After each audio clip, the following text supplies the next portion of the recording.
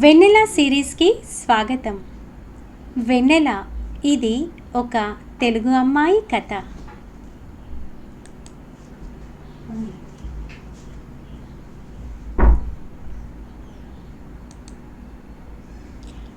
Episode 12కు స్వాగతం.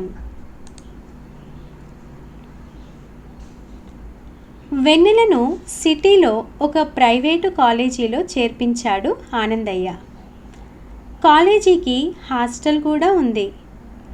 సంవత్సరానికి కాలేజీకి హాస్టల్కు కలిపి కట్టే డబ్బులు తనకు తలకు మించిన భారమే.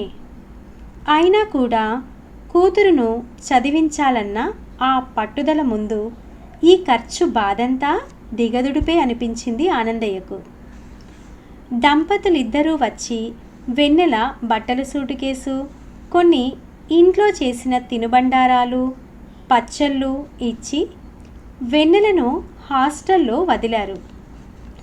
వెన్నెలకు కావలసిన పుస్తకాలను కూడా కొనిచ్చారు.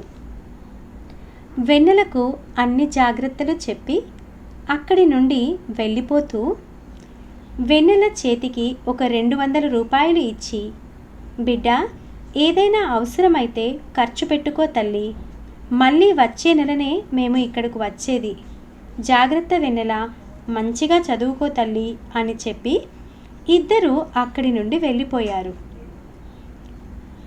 హాస్టల్లో ఉండాల్సి వచ్చినందుకు ఇప్పుడైతే ఎటువంటి బాధగా లేదు వెన్నెలకు. ఎందుకంటే తనకు చదువుకోవడం ఇష్టం కాబట్టి. 2-3 రోజులు గడిచింది. అప్పటి వరకు వెన్నెలకు ఇంటిపై దిగులు పడలేదు. 4-5 రోజులు గడిచేసరికి కొత్తగా ఉన్న అక్కడి పరిస్థితులను అలవాటు చేసుకోలేక తల్లిదండ్రులు గుర్తుకు రావడంతో ఇంటిపై దిగులు పెట్టుకుంది వెన్నెల. 10 రోజులు గడిచాయి. దిగులు కొంచెం ఎక్కువయింది. కానీ తనకు తాను సర్ది చెప్పుకుంది వెన్నెల. ఏదైనా ఒకటి కావాలంటే ఇంకొక దాన్ని వదులుకోవాలి. ఈ దూరం, ఈ బెంగ కొద్ది రోజులేగా. చదువు పూర్తయితే మళ్ళీ తల్లిదండ్రుల దగ్గరకు వెళ్ళొచ్చు. సెలవులు వచ్చినప్పుడల్లా ఇంటికి వెళ్ళొచ్చు. చక్కగా చదువుకొని తల్లిదండ్రులకు పేరు తేవాలనే కోరిక బలంగా ఉంది వెన్నెలకు. వాళ్ళ కోరిక తీర్చాలంటే తాను అక్కడ ఉంటేనే చదవగలదు.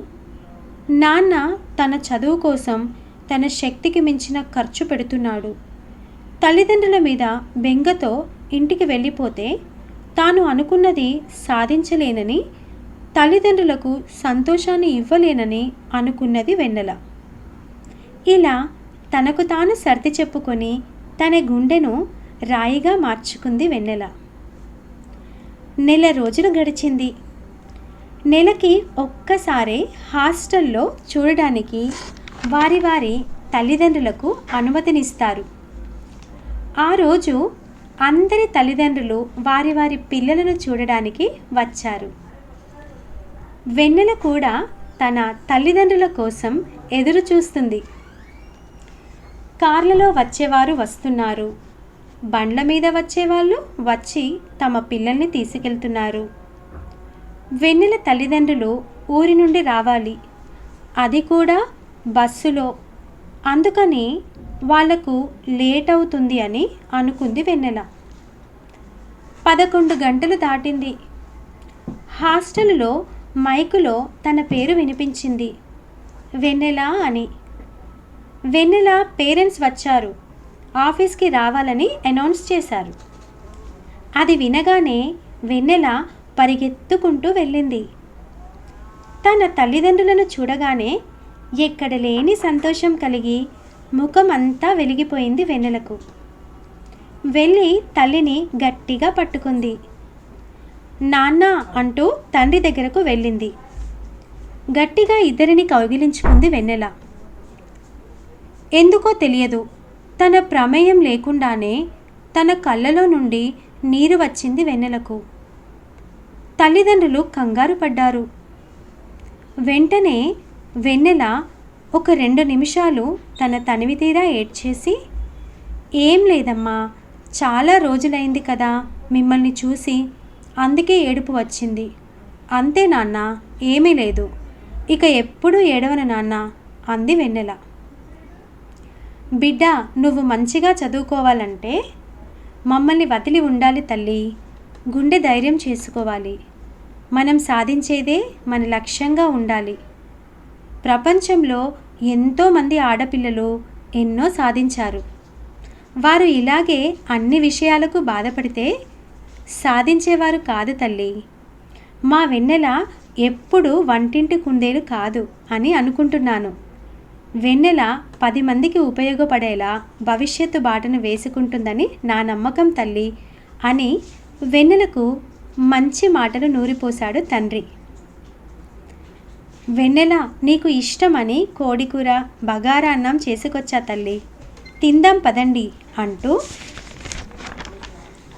హాస్టల్ దగ్గర ఉన్న చెట్ల వైపు ప్రయాణించారు ఆ ముగ్గురు.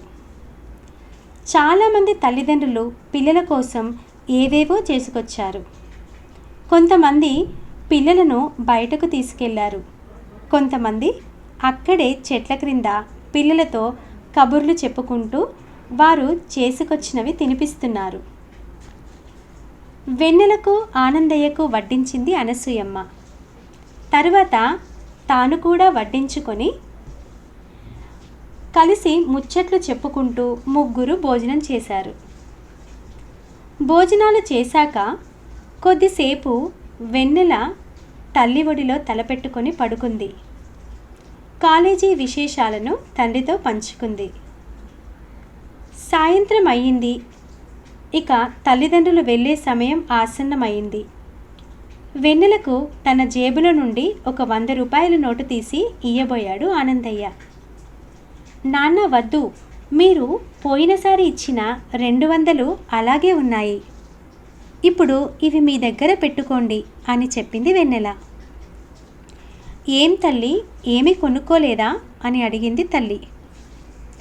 లేదమ్మా, నువ్వు పంపించిన తినుబండారాలు సరిపోయాయి. క్యాంటీన్లో ఏమీ కొనలేదు, అందుకే అవి అలాగే ఉన్నాయి అంది వెన్నెల. వెన్నెల పొదుపుకి నవ్వుకున్నాడు తండ్రి. తనకి డబ్బు ఇలా సర్దడం కష్టమే.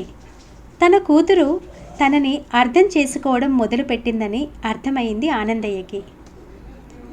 నాన్న, ఈ 100 మీ దగ్గర పెట్టుకోండి అని తన జేబులో పెట్టింది వెన్నెల. వెన్నెలను దగ్గరికి తీసుకున్నాడు ఆనందయ్య ఆప్యాయంగా. అంతలో వాచ్మెన్ విజిల్ సౌండ్లతో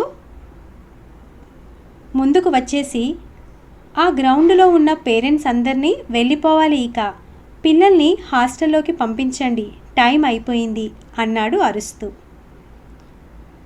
వాచ్మెన్ మాటలు విన్న అందరూ పేరెంట్స్ మెల్లగా బయటికి నడవడం మొదలుపెట్టారు. తల్లిదండ్రులు వెన్నెలకు టాటా చెప్పి బయలుదేరారు.